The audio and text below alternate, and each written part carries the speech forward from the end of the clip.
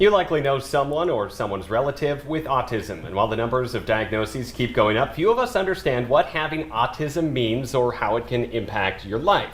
And Tiffany Topkin with Empowering Kids in Perham joins us to explain how their brains work and how we can work better with them to create successful individuals. And we have all of these jars and all this stuff here, so what are we doing? Yes, so most individuals' brains are kind of like this funnel.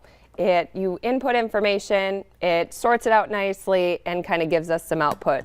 So if we have this here, and this is our environment, and we have input, the funnel works really nicely. So input's like information. Yep, information, sound, noise, everything kind of goes smoothly. There's not a huge mess. It works great. So this is a neurotypical brain. Individuals that have autism are going to have different kinds of brains. In our kitchens, we have need for all of these utensils, but if we're trying to use this information and put in the information, we're going to have... No bueno. Right, yeah. I just made a big mess here. So when we provide too much and we don't have the right environment, then we have kind of this big mess, which can be a meltdown or not processing the information correctly. But what we need to do is to try to change the environment to suit their brains.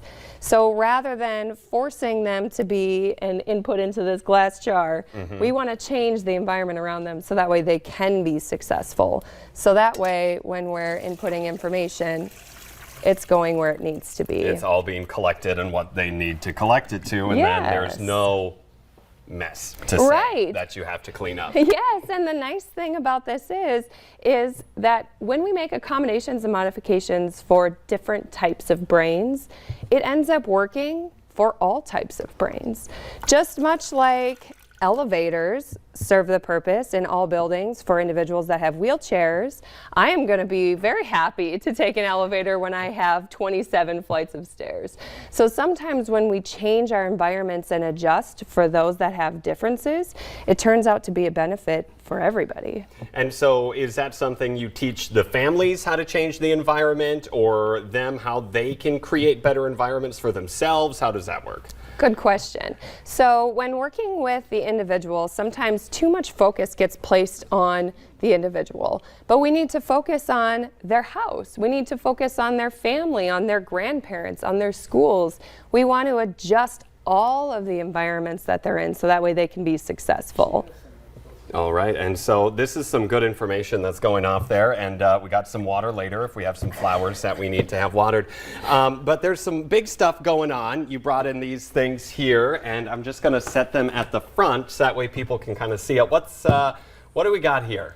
So one way that Empowering Kids is trying to provide a different environment is by renovating a building. And we're changing everything about it to suit different brains. All of the thought has put into trying to make it quieter, to make it sensory friendly. The textures and materials, we want people to touch and explore, and a space for these individuals to feel safe in. And so that's the new building that you guys are creating in Perham. That's what this is for. Yes. Well, I should say renovation of a current building for it. And so you also have some more floor plan here. And so you said you want to create spaces that are good for everybody. What are some of the things here that are unique to what you have? I saw a sensory gym on there and a few other things that you might not see in most spaces. Yes, so that's another thing. We want to focus on strengths. Again, when we try to force individuals with different brains to function and live in a world that's not set up for them, it's going to be chaos. So why don't we focus on their strengths? And so our new building has the opportunity for us to focus on their strengths. We have a computer lab where we'll have state-of-the-art technology equipment. We have a sensory gym, a Montessori preschool, art room, and music rooms as well. So all sorts of things for kids to, and adults, I should say, to let get their creative outlet or whatever it is for them.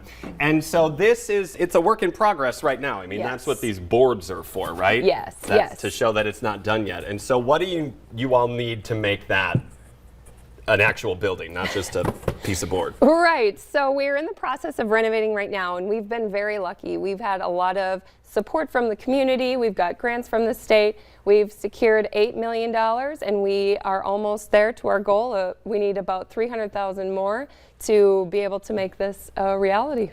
Yeah, because you got to pay the people to put it up before you can help. And it's not just, it's based in Perham, but you serve people all over the place. Kind of what's your reach? Yes, so we have a family right now who drives an hour for services every day, and then we have Perham and the other surrounding local communities, and anybody is welcome to receive our services if they're able to get there. I like that. So let's help them get this here, put it in a bucket, not create a mess out for everyone. And so where can they go if they want to help your cause, learn more about it, maybe even potentially volunteer? Where can they go? So if you just go to Google and type in empoweringkidsperham.org, we are on Facebook and Instagram as well. So go there, check it out, and see what it's all about, and help kids get the services they need. Not everyone can be a funnel. Sometimes we need colanders as well. So yes, exactly. All right, Tiff, thank you. Yes, thank you. Coming up here on today's show, we're going to have more that you want to stick around for. We're talking about your vision. That's right after this.